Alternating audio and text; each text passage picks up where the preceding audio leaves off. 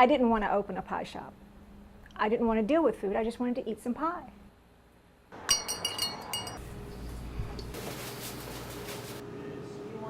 Pie in the morning, pie in the evening.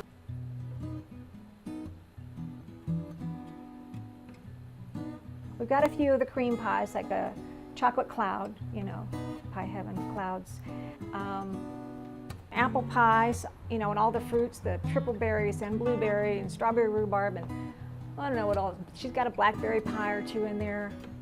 What's not in there? Raspberry's not in there. But all the other fruits are going to be in there. Our first Thanksgiving, we had one batch of pumpkin pie. I don't know what happened, but I'm quite certain that the ginger got switched out for mustard. It was bad. And I got one of those at my Thanksgiving table, you know, and so I knew one of my friends had bought one, so I called her on the phone. I said, just don't eat that pie, trust me. You know, we've learned that you have to make pie crust in the coldest building temperature possible. And so in the heat of the summer, you can't come in the middle of the day and expect your pie crust to come out as good as if you come in when you've got all of the air conditioner going full speed and it's the first thing in the morning and you don't have an oven on.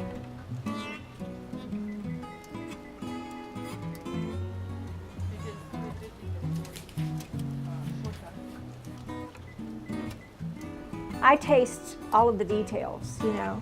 I taste the cleanness of the ingredients. I taste the consistency of the fruit if it's an apple pie.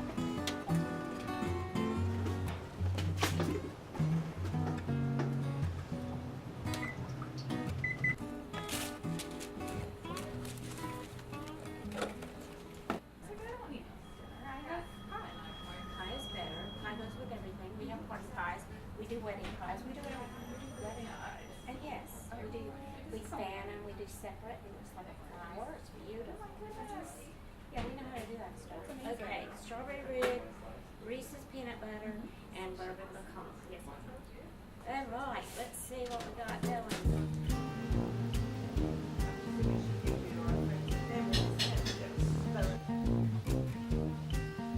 I taught myself how to make pie because I didn't know how. I didn't have a clue. I've never baked a pie in my life. I dusted my stove. That's how little I cooked. My husband and I got married. I said I do after he said I like stofers. I started baking out of my house a little bit.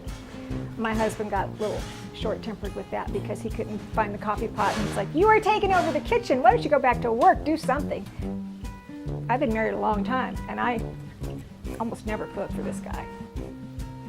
Grandma was always making something from scratch. She'd make donuts from scratch, cobbler, biscuits, all kinds of really comfort foods. And of course, you know, she's a Southern Georgia woman.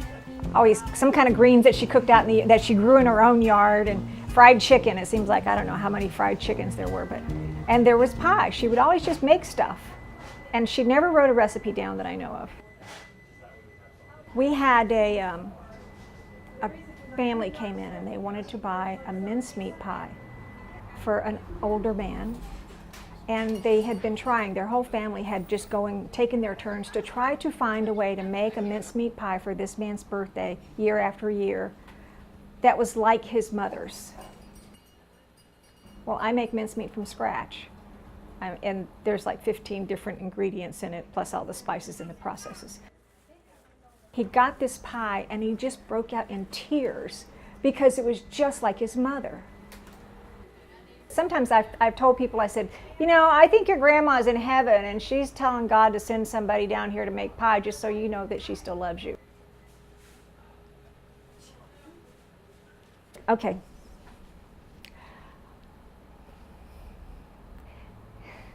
Oh, dagnabbit. He took me to heaven and he showed me off the side of his throne room, his chambers, the most wonderful place in heaven, is this massive banquet room. As far as I could see, there were children, and they were beautiful. I mean, they looked like something you'd see in a royal movie, you know, really, like The King and I, all the kids, you know, dressed up really beautiful. And he spoke really clearly to me, and he said, all of these children that you see here died of starvation, and I want you to feed them. That's what he said. I want you to feed him. There's a lot of collateral, wonderful things that happen in the process of our just being here. People come in all the time and it just does something to them. It just makes them feel better. I mean, it's just so many intangible things that happen just because we exist that I probably don't even get to know them all.